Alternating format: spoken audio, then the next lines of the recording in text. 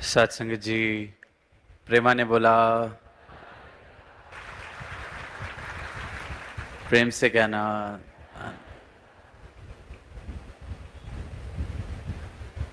एक और नया वर्ष, और ये इस नए वर्ष की शुरुआत बेहद खूबसूरत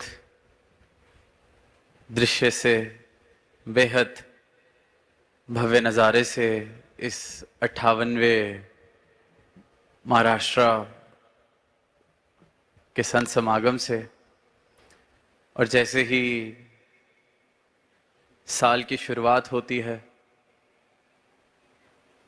सभी का ध्यान महाराष्ट्र की ओर लग जाता है। सालों साल से,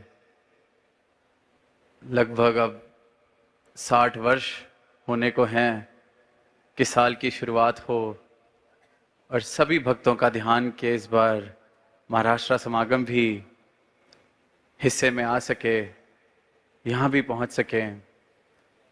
भक्ति का जो ये गढ़ जिसे कहा जाता है, ये धरती, ये धरा, जहाँ अनेक संतों ने भक्ति से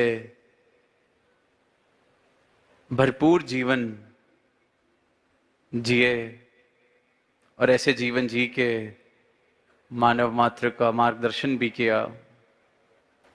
और फिर आज भी, आज के समय में भी महाराष्ट्र के संतों के जो भाव हैं, सेवा वाले भाव, श्रद्धा वाले भाव, भक्ति वाले भाव, निरंतर इन भावों की मिसाल दी जाती है, इन भावों से प्रेरणा ली जाती है। और इन्हीं भावों से खुद को युक्त करने के लिए हर एक संत ये चाहना रखता है कि हम भी यहाँ समागम में पहुँच सकें, इधर भी आकर अपनी झोलियाँ भर सकें। और ये पुणे शहर में, इस स्थान पर पिंपरी में ये समागम और ये विशाल रूप जो बना है, सारे ही मानव मात्र को सिर्फ एक संदेश देने के लिए, जिसकी भक्ति, जिसकी पूजा, उसका ज्ञान जरूरी है। सिर्फ एक सुनने में साधारण सी ये जो बात है, पर जिसके जीवन में उतर जाए, उसके लिए ये एक पंक्ति ही सारे ही धर्मशास्त्रों का, सारे ही वेद ग्रंथों का सार है। सब कुछ है कि जिसकी भक्ति, जिसकी पूजा, उसका ज्ञान जरूरी है। अनेकों ऐसे श्रवण इस संदेश को कर रहे होंगे पिछले चंद दिनों से कि कहना क्या चाहते हैं इस मंच से, जो बार बार अपने भाव साझा करते हैं। ना किसी उम्र के मोहताज, ना किसी भाषा के मोहताज, ना किसी दायरों में बंधे हुए, जो पहली बार शायद इस संदेश को सुन रहे हैं या पिछले चंद दिनों से वाकिफ हो रहे हैं कि संत निरंकारी मिशन, ये सदगुरु माता सुदीक्षा जी महाराज ये क्या दात देने आए हैं, ये इनके संत, ये इनके भक्त, ऐसा क्या है इनकी झोली में जो ये बांटने आए हैं। तो कहीं अगर किसी को लग रहा हो कि शायद जो मानव नास्तिक है, ये संत उनको आस्तिक करने आए हैं, कि जो नहीं मानता कि परमात्मा क्या है या ऐसा कुछ होता भी है, जिसे नास्तिक कहा जाता है, कि नास्तिक प्रवृत्ति के खुद को जानते हैं, मानते हैं, कहीं ये उनको आस्तिक करने आए हैं। मन में हो सकता है ऐसा सवाल, बड़ा स्वाभाविक है कि धर्म की बात की जा रही है, परमात्मा की बात की जा रही है, कि शायद ऐसे जो लोग हैं जो खुद को नास्तिक समझते हैं, उनके दिलों में श्रद्धा का भाव जगाने के लिए, परमात्मा की तरफ उनको मोड़ने के लिए ये संत आए हैं। बिल्कुल सवाल जो है उसका जवाब जाहिर सी बात है कि बड़ा ऑब्वियस सा यस लगता है कि हाँ, क्योंकि संतों ने यही परोपकार किया है, परमात्मा से जिनकी दूरी उनको इस परमात्मा के निकट किया। पर सदगुरु जो दात देते हैं, जो ये ब्रह्म ज्ञान जिसका जिक्र हम निरंतर 2 दिनों से सुन रहे हैं, वो दात जिसके जीवन में आ जाती है, वो फिर नास्तिकता के आस्तिकता के दायरों में बंधा नहीं रह जाता। दास ने पहले भी ये बात साझा की कि अगर सही मायनों में देखा जाए तो एक नास्तिक में और एक आस्तिक में कोई फर्क ही नहीं है। एक कहता है कि मैं परमात्मा में मानता हूं, जिसे हम आस्तिक कहते हैं। एक कहता है कि परमात्मा में मैं नहीं मानता, जिसे हम नास्तिक कहते हैं। दोनों ही मानने पर जोर दे रहे हैं कि मैं इस बात को मानता हूं, इस सत्ता में मानता हूं, और एक कह रहा है कि मैं इस सत्ता में नहीं मानता। पर दोनों में से किसी की अवस्था जानने वाली नहीं है। कोई ये नहीं कह रहा कि मैं परमात्मा को जानता हूं। नास्तिक कहता है कि मैं नहीं मानता, आस्तिक कहता है कि मैं मानता हूं। क्या फर्क हुआ? मानो कोई आंख बंद करके बाहर खड़ा है खुले मैदान में, आंख बंद कर रखी है, जोर से मीच रखी है, और कहता है कि मैं नहीं मानता कि सूर्य जैसी कोई चीज होती है। आंख बंद है और दावा कर रहा है कि मैं नहीं मानता कि सूर्य जैसी कोई चीज होती है। ऐसा कुछ हो ही नहीं सकता जिसका विस्तार, जिसकी रोशनी का विस्तार ऐसा हो। मैं नहीं मानता। और फिर उसको अपनी भावों से मिलते जुलते, अपनी सोच से मिलते जुलते चंद लोग और मिल जाएं जिन्होंने अपनी आंखें बंद कर रखी हैं, मीच रखी हैं, और वो भी कहें हम भी नहीं मानते कि सूरज जैसी कोई चीज होती है। तो सबके सब एक दूसरे के उस मान्यता को,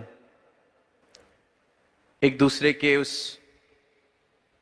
विश्वास को, एक दूसरे के उस दावे को और मजबूती देते हैं कि देखो मैं अकेला नहीं हूं, एक और मिल गया जो नहीं मानता कि सूरज है। आंखें बंद हैं। और वहीं फिर उस मैदान के किसी कोने में एक इंसान आंखें बंद करके, उतनी ही जोर से बंद करके खड़ा है और कहता है कि मैं मानता हूं कि सूर्य जैसी कोई चीज होती है। आंखें बंद हैं पर मानता है कि सूर्य जैसी कोई चीज है। उसको भी ऐसे ही 10, 20, 50, 100 लोग मिल जाते हैं जिनकी आंखें बंद हैं, कुछ नजर नहीं आ रहा, पर एक दूसरे की मान्यताओं को मजबूती दे रहे हैं, पक्का कर रहे हैं कि सूरज होता है।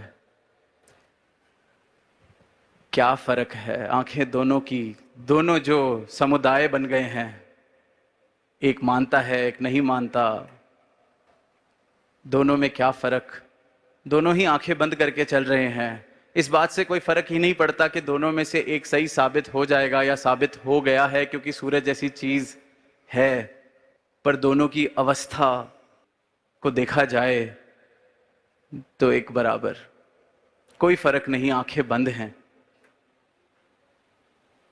और यही बात एक नास्तिक जितने जोर से दावे कर ले कि परमात्मा नहीं, और एक आस्तिक जितने ही डंके की चोट पे ये दावे कर ले कि परमात्मा है, दोनों में कुछ खास फर्क नहीं। और सदगुरु अपने ब्रह्म ज्ञान से मेरी अवस्था नास्तिकता और आस्तिकता से ऊपर ले जाते हैं। एक जिज्ञासु भक्त को ज्ञानी भक्त बना देते हैं।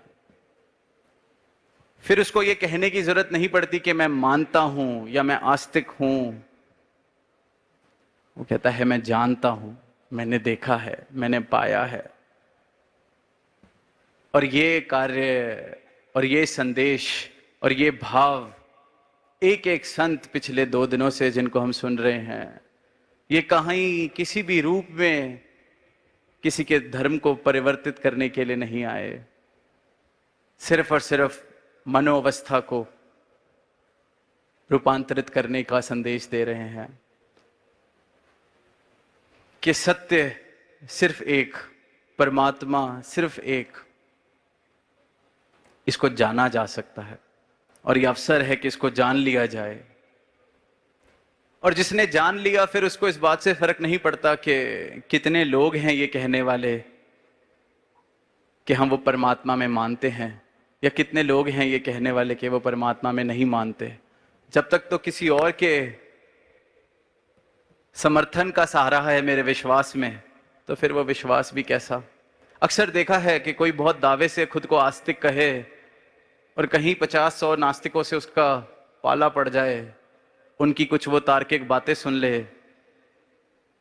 वो खुद डावाडोल होके सोचने लगता है कि यही तो सही नहीं है, मैं ही तो गलत पाले में खड़ा होके नहीं कह रहा कि परमात्मा है, वहीं जाना ठीक रहेगा, कम से कम बेवकूफ तो नहीं कहेगी दुनिया। कोई फर्क नहीं पड़ता, जिसने जान लिया, देख लिया, प्राप्त कर लिया इस सत्ता को, इस सत्य को, इस अविनाशी को, इस परमात्मा को, कि कितने लोग हैं।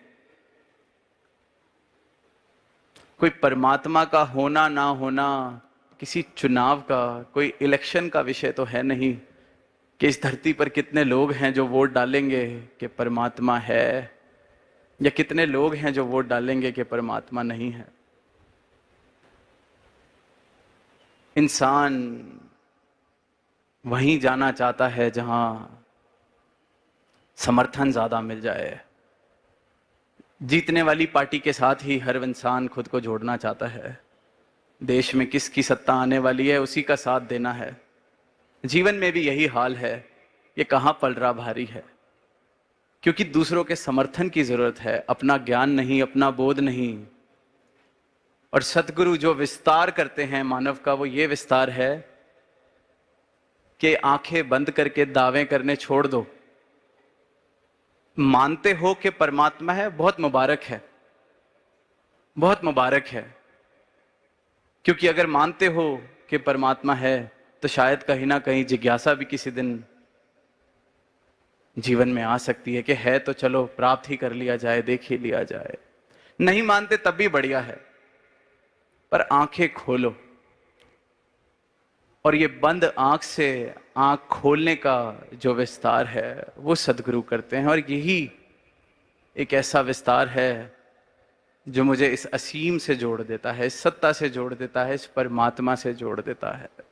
कहीं कोई दावे करने की जरूरत नहीं, कहीं कोई ईश्वर बदलने की जरूरत नहीं, कहीं कोई तौर तरीके कर्म कांडों में फंसने की जरूरत नहीं। सिर्फ एक सत्ता, ये सत्य, इसी की बात, इसी का बोध, इसी का ज्ञान। और फिर जीवन। अनेक संतों की हमने वाणी श्रवण की, अभंग श्रवण किए, जिक्र सुना, संत तुकाराम जी का, ज्ञानेश्वर जी का, अनेक ऐसे संतों का, कबीरदास जी का हम जिक्र सुनते हैं। उन्होंने भक्ति इसलिए नहीं की थी कि हमारी इस यात्रा पूरी होने के बाद, इतने वर्षों बाद हमें कोई याद करेगा, हमारी वाणियां पढ़ी जाएंगी। वो तो अपनी मस्ती में इस प्रभु को प्राप्त करके, जो ये प्रभु गवाता गया वो गाते रहे, जो लिखवाता गया वो लिखते रहे, अपनी मस्ती में चूर। कहीं इस बात का ख्याल नहीं था कि भक्ति इसलिए की जा रही है कि आगे जाके कोई यश प्राप्त किया जाएगा। तो मैं भी परमात्मा से अपना रिश्ता स्थापित अगर करता हूं तो उसमें कोई मिलावट, जैसे कल सदगुरु माता जी ने कहा, भक्ति में कोई मिलावट ना हो, सिर्फ प्रेम हो। ये प्रेम का रिश्ता है। ये जो मस्ती इस प्रेम से मुझे मिलती है, ये जो आनंद इस प्रेम से मिलता है, ये सिर्फ इसलिए, ये इसलिए नहीं कि मेरा भी गिनती ऐसे भक्तों की श्रेणी में शायद हो जाएगी, इसलिए मैं गीत लिखता हूं, मैं गीत गाता हूं, मैं शब्दों का उच्चारण करता हूं। जिसे इस परमात्मा का बोध हो गया, जिसे ये परमात्मा, ये सत्य प्राप्त हो गया, वो फिर ऐसी मनोदशा से ऊपर उठ जाता है, क्योंकि उसको इस पल में, इस जीते जीते जीवन में सब कुछ प्राप्त हो गया। और वो फिर जब संदेश देता है मानव को, किसी भी मानव को, वो यही संदेश देता है कि सब मुबारक है, जैसा जीवन जी रहे हो मुबारक है, पर सत्य से परे होकर जितना भी मुबारक जीवन जी लिया जाए वो अधूरा है। अपने इस अधूरे जीवन को पूरा कर लिया जाए, इस पूरे को प्राप्त कर लो, इस संपूर्ण को प्राप्त कर लो। जो जानने योग्य सत्ता है, सिर्फ जो एक चीज जानने योग्य है, अपना वजूद, अपना मूल, उसे प्राप्त कर लो। वो कहीं पर भी किसी का खंडन करने के लिए, किसी को नीचा दिखाने के लिए, कोई दीवारी खड़ी करने के लिए कि ये धर्म ऊंचा, वो धर्म नीचा, इस परमात्मा में मानने वाले ऊंचे, उस परमात्मा में मानने वाले उतने श्रेष्ठ नहीं, इस संत को पूजने वाले, उस संत को पूजने वाले। जिसको इस परमात्मा का सही मायनों में बोध हो जाता है, सदगुरु की कृपा से ब्रह्म ज्ञान वाकई जिस जीवन में आ जाता है, उसके लिए इसका उसका ऐसी सारी दीवारें खत्म हो जाती हैं, गिर जाती हैं, बेमतलब हो जाती हैं।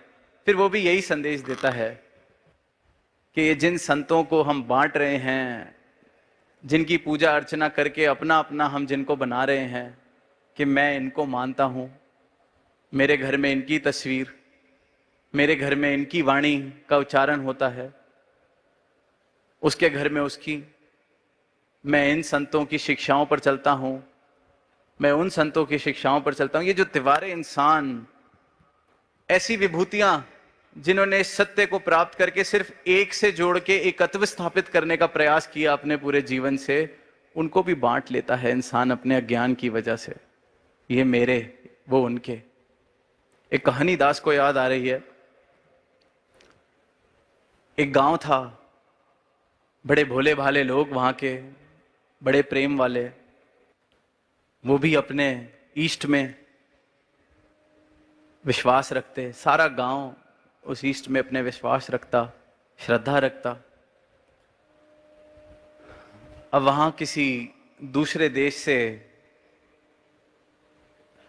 किसी और धर्म का प्रचारक आता है,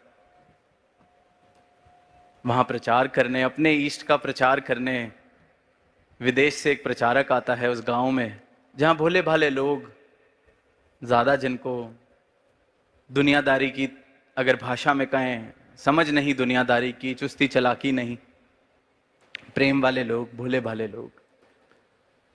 अब वो आता है, जो विदेश से प्रचारक, वो कुछ महीने ही अभी हुए होते हैं उसको रहे हुए, और वो आधे से ज्यादा गांव के लोगों को, उनकी भावनाओं को, उनकी धार्मिक भावनाओं को परिवर्तित कर देता है।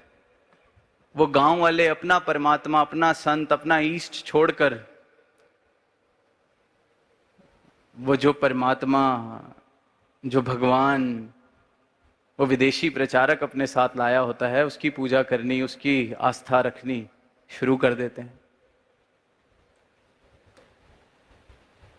अब उस गांव का एक बच्चा पढ़ लिख के वापस गांव में जब आता है कुछ समय बाद, वो कहता है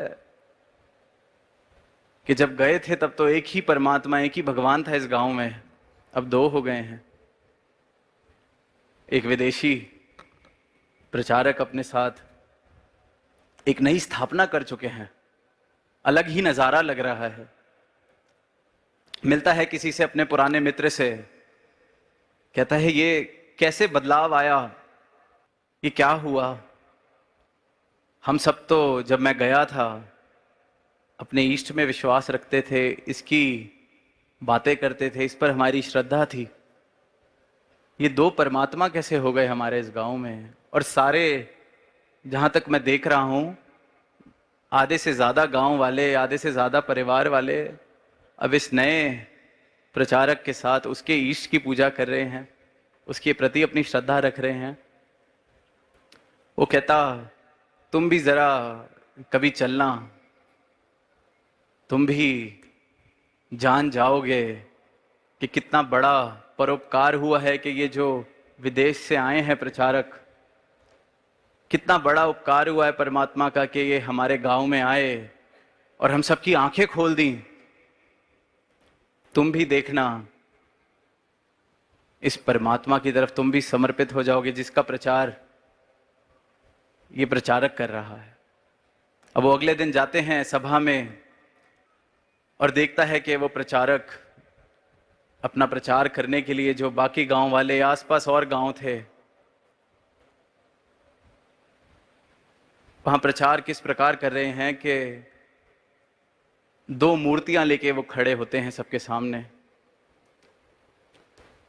और एक पानी की बड़ी सी बाल्टी उनके सामने खड़ी, और सारे वो भोले भाले गांव वाले और आसपास के गांव वाले भी भोले लोग अब आए हैं सुनने, क्योंकि बड़ा यश हो गया था, चलो सुन तो आए। और सबको कहता है कि आप सब परमात्मा में मानने वाले लोग हैं, इसलिए मैं आपके पास आया हूं, आपको सही राह दिखाने आया हूं। ये देखो आप सबके सामने, मेरे सामने पानी की एक बाल्टी है और मेरे हाथों में ये दो मूर्तियां हैं। एक मूर्ति उस भगवान की जिसमें आप सब मानते हैं, आप सब श्रद्धा रखते हैं। एक मूर्ति मेरे भगवान की जो मैं लेके आया हूं अपने देश से, जिसका मैं प्रचार कर रहा हूं और जिसके प्रति अब आपके भी गांव वाले काफी हद तक अर्पित समर्पित हो गए हैं। अब मैं इन दोनों मूर्तियों को इस पानी की बाल्टी में डालूंगा और देखते हैं कि किसका भगवान तैर जाएगा। क्योंकि अगर भगवान डूब गए, जिसकी मूर्ति डूब गई, वो जो पानी की बाल्टी में नहीं तैर सका, वो तुम्हें भवसागर में कैसे तैराएगा, भवसागर से कैसे पार लगाएगा। चलो डालते हैं इन दोनों मूर्तियों को पानी की बाल्टी में। अब डाला और जो गांव वालों का परमात्मा था वो डूब गया और जो विदेशी मूर्ति वो तैरती रही। बस यही पिछले 2-4-6 महीनों से वो प्रचारक यही एक प्रदर्शन करके प्रचार कर रहे थे और हर बार कोई ना कोई इस प्रदर्शन को देखकर प्रभावित होता था, घर जाकर सोचता था और कहीं ना कहीं अपनी आस्था फिर इस परमात्मा की तरफ, विदेशी परमात्मा की तरफ, नई मूर्ति की तरफ जो डूबी नहीं, मन में संदेह आ गया कि जब मेरे परमात्मा की मूर्ति इस बाल्टी में नहीं तैर सकती, ये मुझे कैसे तैराएगी, मैं कैसे तैरूंगा। और यूं ही प्रचार चल रहा है। अब वो जो शहर से लड़का आया था वो भी देखा, उसने भी देखा कुछ तो बात है।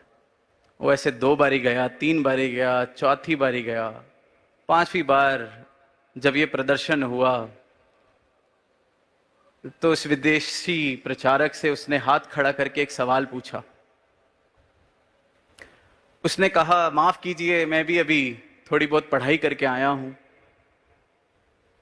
मैं आपके नजदीक आके आपसे कुछ सवाल पूछना चाहता हूं। प्रचारक ने बुला लिया, चलो अच्छी बात है, एक और कोई नमूना पेश किया जाएगा, एक और प्रदर्शन पेश किया जाएगा, इसके सवालों के जवाब दूंगा तो और लोग प्रभावित होंगे। आता है, सारे गांव वालों को देखकर कहता है कि ये तो कमाल है, पर मैंने जितनी पढ़ाई की है कहीं पर भी जल की परीक्षा का मैंने नाम नहीं सुना था कि कोई जल परीक्षा होती है। लेकिन हां, मैंने जितने ग्रंथ पढ़े, शास्त्र पढ़े, मैंने अग्नि परीक्षा के बारे में जरूर सुना था। तो मेरा ध्यान है कि जहां जल परीक्षा ले ली गई है, अब जरा दोनों मूर्तियों की अग्नि परीक्षा भी ले लेते हैं।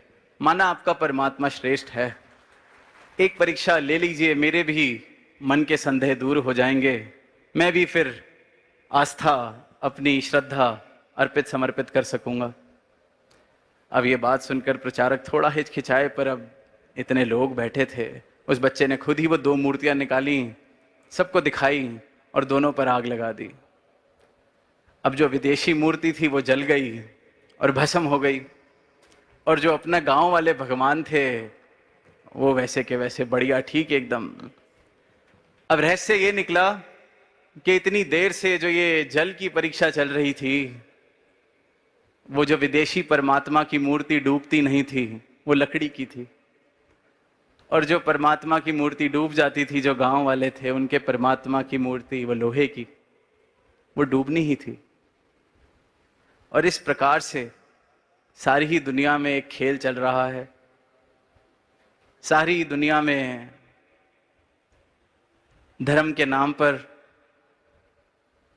बंटवारे किए जा रहे हैं, खेल खेले जा रहे हैं, इंसान को बांटा जा रहा है। इस एक सत्ता जिसने इस सृष्टि को बनाया, मानव को बनाया, ये चेतनता बख्शी, ये बुद्धि बख्शी कि आज इतनी तरक्की, इतनी प्रगति इंसान ने कर ली है। पर इंसान का हाल ये कि उसने उस सत्ता के नाम का भी एक खेल बनाकर सिर्फ और सिर्फ बंटवारे, सिर्फ और सिर्फ धोखा, सिर्फ और सिर्फ छल कपट। और यहीं इसी समय के लिए वो जो बात कहते हैं कि कृष्ण भगवान ने कही, जब जब धर्म की हानि होगी, ये सत्य का प्रचार करने में आऊंगा, इस परमात्मा का ब्रह्म ज्ञान लेके मैं आऊंगा। और फिर वही बात कि जल जिसे भिगो नहीं सकता, अग्नि जिसे जला नहीं सकती, शस्त्र जिसे काट नहीं सकते, ये परमात्मा, ऐसा परमात्मा, ये परमात्मा देने सतगुरु हम सबके बीच आए हैं। और एक एक संत की झोली में ये परमात्मा, जो एक सत्य, एक सत्ता सबने जिसे प्राप्त किया, और यही एक संदेश दे रहे हैं कि इस एक को जान लिया जाए, इस एक को प्राप्त कर लिया जाए, और इस एक के प्रेम में अपने जीवन को अगर इस एक के प्रेम से रंग लें, भर लें, तो जीवन का एक रूप, स्वरूप, इस संसार का स्वरूप, रूप बेमिसाल होता चला जाएगा। ये जो बंजर ज़मीनें हैं, ये गुलजार होती चली जाएंगी। ये दिल जो बंजर हो चुके हैं, वो प्रेम के भावों से गुलजार हो जाएंगे। और ये सिर्फ और सिर्फ इस सत्य को प्राप्त करके, कोई परमात्मा को बदलने की बात नहीं कि ये ठीक या वो ठीक, ये ऊंचा या वो नीचा, इन सब नादानियों से ऊपर उठाने के लिए सदगुरु अपना ब्रह्म ज्ञान देते हैं कि ये एक ही है, और ये एक ही है जिसे जानना है, ये एक ही है जिसे प्राप्त करना है, ये एक ही है जिसकी भक्ति में खुद को गंवाना है। इस एक से ही ये एकत्व विश्व भाईचारे का हम अक्सर जिक्र सुनते हैं। इन भावों का हम जिक्र सुनते हैं कि दीवारें हटें, ग्लोबल सिटीजन्स बने। पर वहीं अगर आजकल दुनिया में देख रहे हैं, तो जिन दीवारों से लगता था शायद इंसान उठ चुका है, उन दीवारों में, उन दायरों में खुद को फिर बांध रहा है। और सही मायनों में हर दायरे से, हर दीवार से, हर जंजीर से मुक्त होना है तो अपने मूल को पहचानना पड़ेगा, अपने मूल को जानना पड़ेगा। अपने इस अस्तित्व को जानकर ये जीवन जिया जब जाएगा तो सही मायनों में मुक्ति प्राप्त हो सकती है और जीते जी प्राप्त हो सकती है।